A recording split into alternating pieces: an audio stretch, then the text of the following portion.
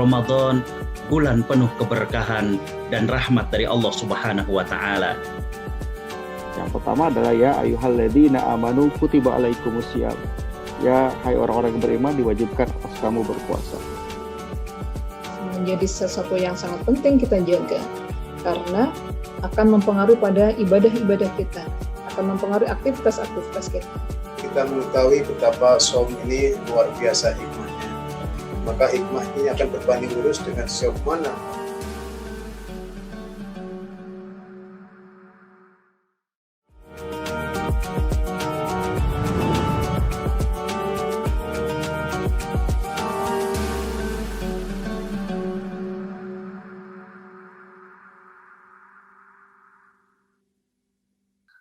tips bagaimana memilih makanan apabila Bapak Ibu sekalian memiliki sakit gula.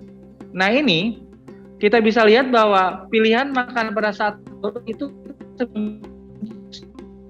di antara makanan nasi atau roti mungkin Bapak Ibu sekalian, atau Bapak Ibu sekalian biasa makan sagu mungkin, itu harus dikombinasi dengan lauknya berupa lauk pauk ataupun ayam ataupun yang lain, dikomunikasikan juga dengan yang lain. Itu dengan buah misalnya pepaya atau pisang atau melon ataupun yang lain sebagainya.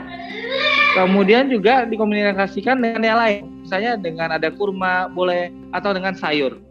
Sehingga komposisi ini akan menyebabkan Bapak Ibu sekalian kuat untuk berpuasa bagi penderita penyakit gula yang bermasalah berpuasa selama beberapa hari ini. Dan juga Bapak Ibu sekalian perlu ingat bahwa kadar gula yang dipilih adalah memiliki indeks glikemi rendah atau sedang. Maksudnya ketika Bapak Ibu sekalian makan, maka kadar gula di dalam tubuh itu naiknya hanya beberapa saja, tidak tinggi. Makanya itu bisa di beberapa pilihannya itu menggunakan beras.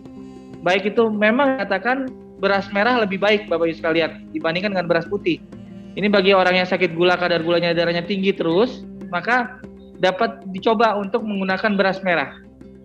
Dan begitu pun juga dengan sayur-sayuran itu bagus, buah-buahan itu pun juga bagus.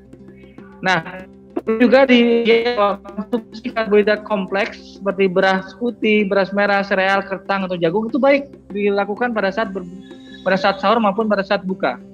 Jadi ketika berbuka sebaiknya yang dilakukan adalah makan dengan makanan karbohidrat kompleks. Ini termasuk menggunakan korma. Jadi pada saat kita iftar, pada saat kita berbuka puasa, kurma ini menjadi suatu yang baik buat kita karena mengandung karbohidrat kompleks. Sehingga ketika kita makan itu dia mampu menghasilkan kadar energi yang cukup untuk merecovery atau mengembalikan kondisi kita ketika puasa. Nah, selain itu juga ketika kita mau pada saat sahur itu pun juga dianjurkan untuk makan makanan yang itu.